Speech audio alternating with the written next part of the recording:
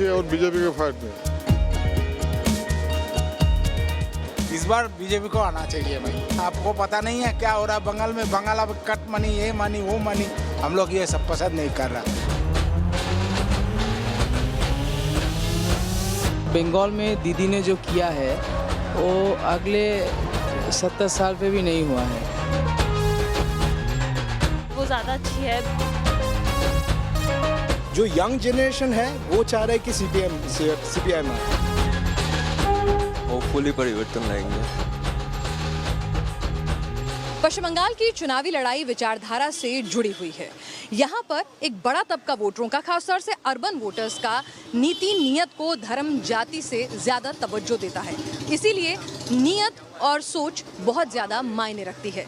ऐसे में मौजूदा चुनावी संदर्भ में जो वोटर है वो क्या कुछ सोचता है, ये जानने के लिए हम पहुँच गए हैं कोलकाता के इंटेलेक्चुअल अड्डा के नाम से मशहूर यहाँ पर, ये जो कॉलेज स्ट्रीट पर मौजूद ये बुक मार्केट है। हम यहाँ पर चुनावी चर्चा करें उससे पहले इस बुक मार्केट के इतिहास के बारे में, इसके बारे में मैं आपको कुछ बताना चाहूँगी। ये जो बुक मार्केट है वो आपको बताएं भारत की सबसे बड़ी बुक मार्केट है और सेकेंड हैंड बुक की ये दूसरी सबसे बड़ी मार्केट है पूरी दुनिया भर में। ये मार्केट जो है वो ये 900 मीटर का पूरा रोड है और इसके बीच में कुछ गलियाँ भी हैं, उस पर ये मार्केट जो है वो फैली हुई है। बाऊ बाजार से महात्मा गांधी रोड के बीच में, ये 900 मीटर की इस रोड के बीच में मार्केट फैली हुई है और यहाँ पर कई मशहूर कॉलेजेस जो हैं वो इसी मार्केट में स्थित हैं। Presidency Scottish church, Vidyasagar college, Hindu school, Sanskrit college, हारे स्कूल कॉलेज, यही तमाम जो जगह हैं ये यहाँ पर मौजूद हैं। प्रेसिडेंसी कॉलेज आप देख रहे हैं और इसीलिए यहाँ पर स्टूडेंट्स के बीच में ये मार्केट जो है वो काफ़ी मशहूर है। और आपको बताएं कि ये जो मार्केट है, ये मार्केट अपने आप में इतिहास समेटे हुए है। यहाँ पर अमृता सेन, मृणाल सेन, अपर्णा सेन, तमाम बड़े दिग्गज जो हुआ करते थे वो अपने आर्ट कल्चर से लेकर अर्थशास्त्र, राजनीति शास्त्र, चिकित्सा, तमाम तरह की किताबें यहाँ पर मिल जाती हैं। तो उन्होंने यहाँ पर घंटों जो है वक्त बिताया है इसी कॉलेज स्ट्रीट के इस बाज़ार में।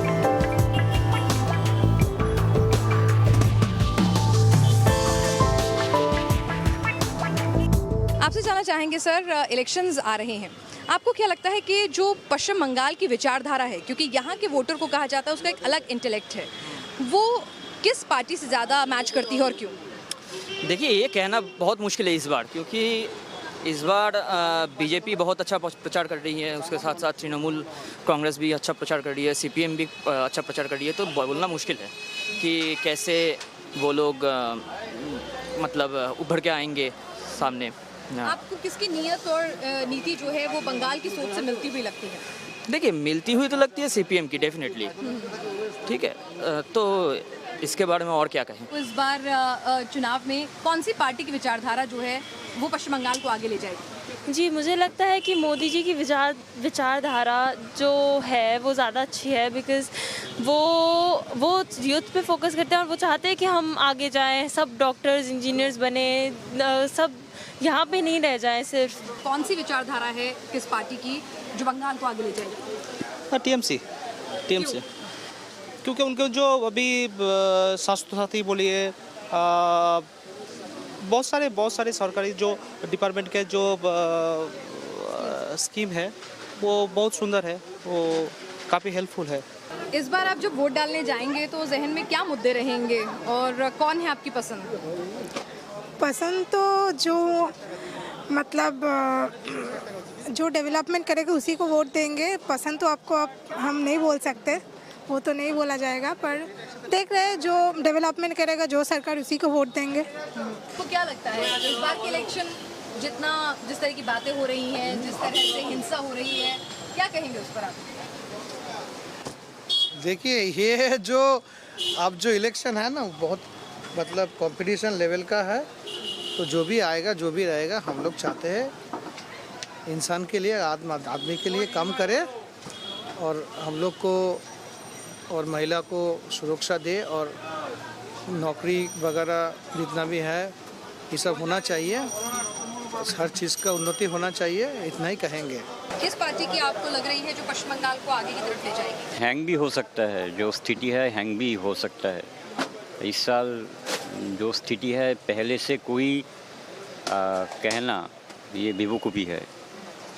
क्योंकि दूसरा इलेक्शन से इस बार स्थिति भी अलग है और जो तृणमूल का मुस्लिम वोट बैंक था,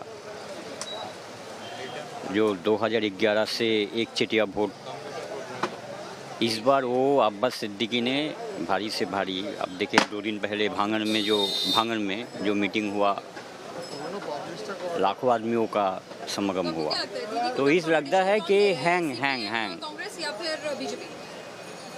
देखिए, अगर बीजेपी कोशिश किया था, वो क्या नाम है उसका, मीम, उसको देके, लेकिन कामयाब नहीं हुआ। अब्बास सिद्दीकी इलेक्शन के बाद एक बड़ा फैक्टर हो सकता है अगर कुछ सीट जीत जाए, लेकिन एक बात, बंगाल सेकुलरिज्म के खिलाफ है। यहाँ का जो कैरेक्टर है ना, पॉलिटिकल कैरेक्टर, सेकुलरिज्म का खिलाफ है। कौन किसको टक्कर दे रहा है? मेन फाइट आपको किसके बीच में लग रही है? टीएमसी और बीजेपी के फाइट में। सीपीएम कांग्रेस नहीं। की मदद से कहीं खड़े हैं? उसको कोई मनाता पता नहीं है।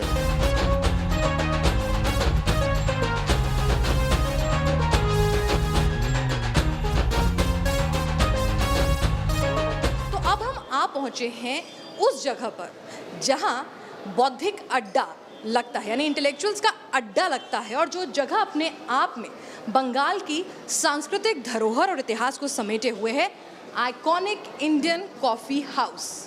जी हाँ, 150 साल से भी ज़्यादा पुराना इंडियन कॉफ़ी हाउस जो कॉलेज स्ट्रीट पर बना हुआ है, यहाँ हम पहुँच गए हैं। और यहाँ पर आपको बता दें कि यहाँ पर जैसे ही आप घुसेंगे तो कॉफ़ी की जो भीनी भीनी खुशबू है वो आपको एहसास करा देगी कि यहाँ पर तमाम लोग जो हैं वो क्यों आते हैं, ख़ास तौर से कॉफ़ी पीने के लिए, इतना भीड़ भाड़ वाला पुराना आउटलेट होने के बावजूद भी। हम लोगों के बीच जाएंगे, चर्चा करेंगे, चुनावी अड्डा लगाएंगे, लेकिन उससे पहले इस जगह के बारे में बताना बेहद ज़रूरी है, क्योंकि आप अगर कोलकाता आ रहे हैं और इस जगह पर नहीं आ रहे हैं तो कहीं ना कहीं आपने सिटी ऑफ जॉय को, उसकी आत्मा को महसूस नहीं किया है। क्योंकि ये जो जगह है, आप यकीन करेंगे कि यहाँ पर कभी आज़ादी की लड़ाई लड़ने वाले नेताजी सुभाष चंद्र बोस हों, यहाँ पर महात्मा गांधी हों, नेहरू जी हों, और भी तमाम जो स्वतंत्रता सेनानी थे, वो यहाँ पर बैठकर कॉफ़ी पर, चाय पर चर्चा किया करते थे। आज़ादी की लड़ाई को कैसे आगे बढ़ाना है उस पर चर्चा किया करते थे।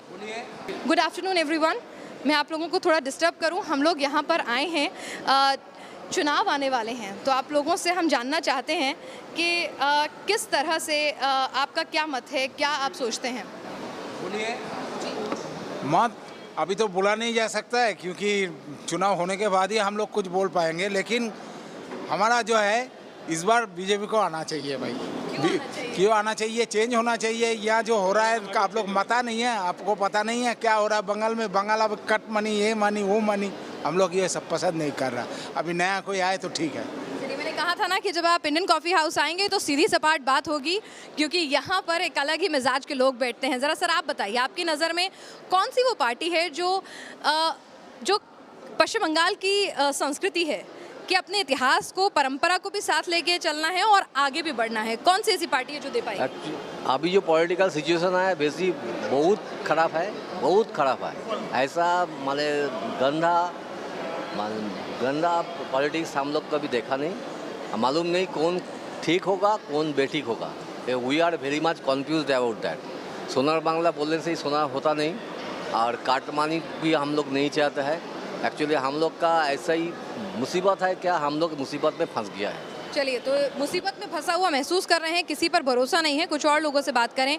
हम देख रहे हैं कि यंग वोटर्स जो चाह रहे हैं कि सीपीआईएम आए, क्योंकि सीपीआईएम एक वो न्यू वाला सोच दे रहा है इधर पे, पर बीजेपी और तृणमूल एक ही बात कह रहे हैं कि हम वो करेंगे, ये करेंगे, उन्नयन लाएंगे, ये सभी कह रहे हैं। पर जो यंग जनरेशन है वो चाह रहा है कि सीपीआईएम आए। बंगाल में दीदी ने जो किया है वो अगले 70 साल पे भी नहीं हुआ है। आज कलकत्ता जो भारतवर्ष की सेकंड सुपर फैसिलिटी सिटी है वो भी दीदी के लिए। घर घर में जो एक बच्चा पैदा होने से मरने तक जो पैसा मिलता है वो भी दीदी के लिए है। पर आपको लगता है कि बीजेपी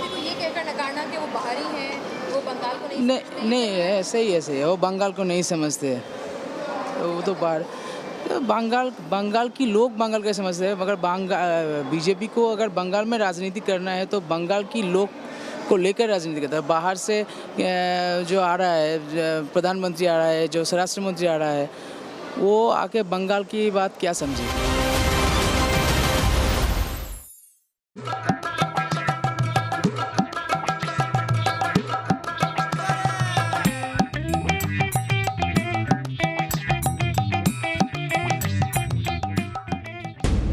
राजनीति के जायके को तो हम आपको दिन भर दिखा रहे हैं और बता रहे हैं कि राजनीति में क्या कुछ हलचल है, कहाँ मसालेदार खबरें आ रही हैं, लेकिन जब पश्चिम बंगाल आए हैं तो भाई राजनीति के साथ साथ यहाँ के जायके की भी बात करनी होगी, क्योंकि पश्चिम बंगाल का खाना ही इतना लजीज होता है। माछ भात अगर नहीं खाया, अगर आपने सौंदेश और मिश्री दही की मिठास नहीं चखी है, तो फिर भला आप कैसे पश्चिम बंगाल से जा सकते हैं। और ऐसे में हम आ गए हैं 6 बालीगंज, वो जगह जहाँ पर ऑथेंटिक बंगाली कुजीन जो है। हमारे साथ सृजिता इस वक्त मौजूद हैं जो हमें बताएंगी यहाँ की कुजीन के बारे में। अब भाई बाहर के लोग ये सोचते हैं बंगाल मतलब रसगुल्ला, मिष्टी दही, सौंदेश और माछ भात, उसके अलावा भी यहाँ टेबल पे तो मुझे बहुत कुछ दिख रहा है, ज़रा बताएंगी नॉन वेजिटेरियन क्या क्या है यहाँ? तो नॉन वेजिटेरियन हमारा है पहले मांस झोल विद आलू, फिर आ रहा है 5 फोरन चिकन या 5 फोरन मुर्गी जो हम बोलते हैं, फिर है डाब चिंगड़ी यानी प्रॉन। लेकिन आपको एक और चीज़ से मैं यहाँ पर आपका परिचय कराना चाहती हूँ कि यहाँ पर आपको लगता होगा कि पश्चिम बंगाल माने माछ भात और तरह तरह की फिश या फिर चिंगरी, प्रॉन्स। नहीं, आप गलत हैं। पश्चिम बंगाल का शाकाहारी खाना भी जो है वो उतना ही शानदार है। क्या आप ज़रा वेजिटेरियन डिशेस बताइए, क्योंकि लोगों को ज़रा वो कम पता है। हाँ, तो हमारा शुरू होगा यहाँ से शाक से। ये होता है शाक भाजा। तो शाक भाजा कोई भी ग्रीन वेजिटेबल जो होता है, लीफी वेजिटेबल, उसका सौते होता है। फिर आता है भरता। ये किस चीज़ का भरता? तो वो आलू भी हो सकता है, वो कोई और वेजिटेबल भी हो सकता है। ये होता है बनाना फ्लावर। अच्छा, हम तो भाई केले को खाते थे, केले की सब्जी खा लेते थे, कच्चे केले की। ये है बनाना फूल की। मिष्टी दही तो मैं भी पहचानती हूँ, उसमें से कुछ चीज़ें मैं पहचान रही थी। मिष्टी दही है और हम तो इसे रसगुल्ला बोलेंगे, इसे क्या बोलेंगे आप? इसे बोलते हैं छाना जलेबी। छाना जलेबी, अच्छा। तो ये छानने का बनता है एंड इट्स मेड लाइक अ जलेबी।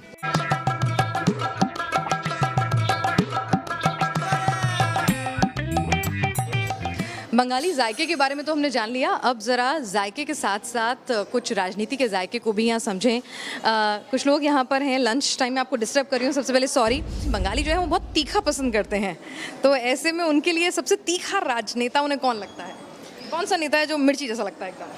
एकदम मिर्ची जैसा तो I mean, based on today's trend, I think BJP president, state president, Mr. Dilip Ghosh, he is जैसे लगते हैं। और अगर मैं कहूँ आप लोगों को प्रॉन, उसको आप लोग यहाँ पे क्या कहते हैं? चिंगड़ी। वो कौन लगता है जो प्रॉन जैसा हो? Mamta Didi, no doubt. I mean, she is the most hyperactive leader we've ever had in recent history. So of course, Mamta Didi. चलिए, तो ये भी बता दीजिए कि अब ये प्रॉन और ये जो ये तीखी मिर्च में लड़ाई है, क्या लगता है कौन जीतेगा? ये तो बहुत सीरियस मामला है, वो अभी नहीं बता सकता। मेरे को ऐसा लगता है कि शायद 51-49 हो जाएगा। अच्छा, 50-50 हो जाएगा। अच्छा, मतलब टाइट मुकाबला है। लेकिन मिष्टी दोही भी वो खूब खाते हैं, तो मिष्टी दोही कौन है इस इलेक्शन में जो मीठा मीठा प्यारा प्यारा है और उसका स्वाद जो है वोटरों के दिल पर चढ़ जाने वाला है? I think the Tollywood artist. अच्छा, कौन? द न्यू कमर। क्या लग रहा है आपका गट फीलिंग क्या कहती है? मैम गट फीलिंग तो कहती है मैम कि आई थिंक मैम कि टीएमसी ही आएगा एंड आना चाहिए। क्या वजह है अगर मैं पूछूं आपसे कि भाई ऐसा कौन सी बात है टीएमसी की जो आपको स्वादिष्ट लगती है? मैम एक्चुअली सीएम फेस कोई नहीं है मैम, और मेरे हिसाब से मैं किसी और सीएम फेस को नहीं देख पा रहा हूँ, इसलिए मैम और कोई नहीं है। ये बताइए संदेश क्या है आपका पार्टी को, जो भी रूलिंग पार्टी है, कैसा काम कर रही है या फिर इस बार परिवर्तन लाएंगे? होपफुली परिवर्तन लाएंगे।